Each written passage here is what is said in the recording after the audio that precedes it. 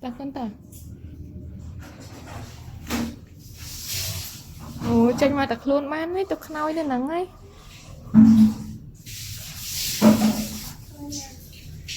tục nói lên nắng ấy cứ ôi chết nói đang tơ đợi tơ người ấy dạ ê dạ ê mà ôi lang tới khéo mà